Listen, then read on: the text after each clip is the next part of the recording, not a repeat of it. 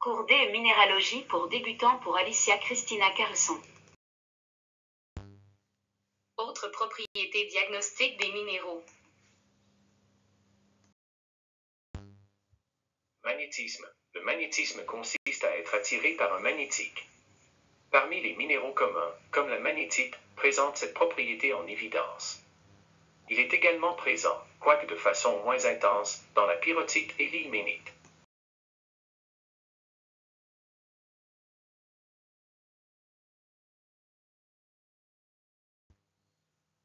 Les atomes sont constitués d'un noyau composé de particules chargées positivement et de particules non chargées appelées neutrons. Des électrons tournent autour de lui, qui ont également une rotation sur leur axe appelé spin. Les électrons peuvent tourner dans le sens des aiguilles d'une montre ou dans le sens inverse, donnant des charges positives ou négatives selon la façon dont ils tournent.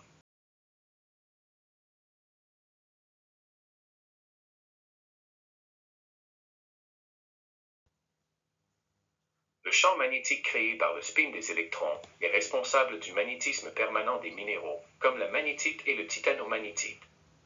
Le moment magnétique total d'un atome est le résultat de la somme de tous les moments magnétiques de chaque électron. C'est-à-dire que le magnétisme développé par le diatome est dû à la somme de ceux générés par les spins de ces électrons.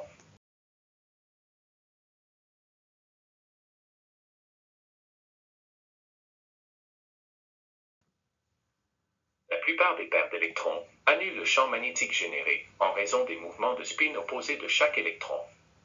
Si un minéral présente un ensemble d'atomes dont les orbitales ne comportent que des paires d'électrons, les moments magnétiques s'annulent complètement.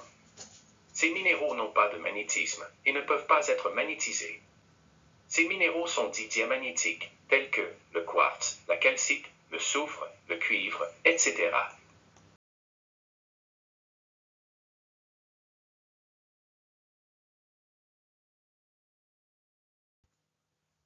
Seuls les minéraux dont les atomes ont des orbitales partiellement non appariées peuvent avoir un effet magnétique dont la force dépend du nombre d'électrons non appariés. Dans ces minéraux, le magnétisme se développe uniquement en présence de champs magnétiques externes et ils sont appelés paramagnétiques.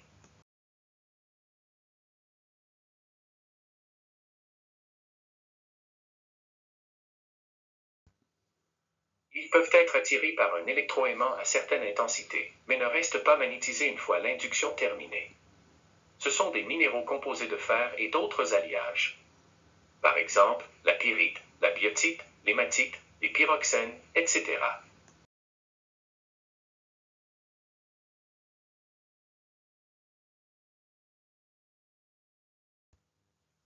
Le ferromagnétisme est le phénomène par lequel certains minéraux deviennent magnétisés de manière permanente grâce à l'application d'un champ magnétique.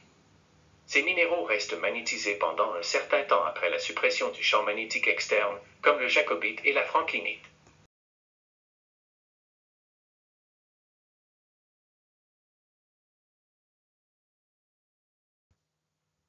Ces minéraux restent magnétisés pendant un certain temps après la suppression du champ magnétique externe. Cela se produit parce que chaque atome de fer possède 4 électrons, dont les spins ne s'annulent pas, mais s'alignent plutôt, ce qui le rend puissamment magnétique. C'est le cas de la magnétite.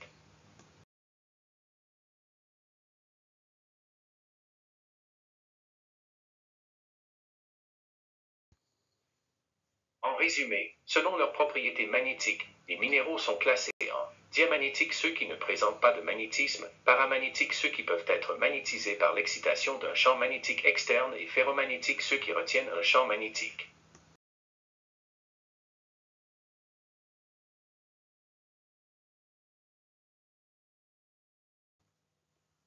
Les séparateurs magnétiques sont des dispositifs conçus pour séparer un minéral magnétique de valeur économique d'autres minéraux considérés comme de faible valeur économique.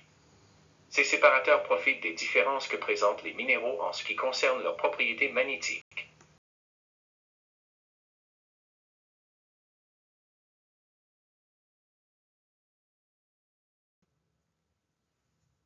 Les séparateurs magnétiques sont des dispositifs conçus pour séparer un minéral magnétique de valeur économique d'autres minéraux considérés comme de faible valeur économique.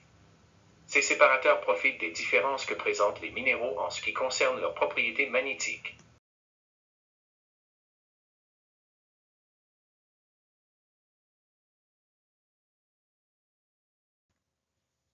Semaine prochaine, nous verrons la radioactivité dans les minéraux. Chers étudiants, n'oubliez pas de vous inscrire au cours, et si le cours vous plaît, donnez-moi un like. Bientôt le livre est édité en papier et e-book sur Amazon.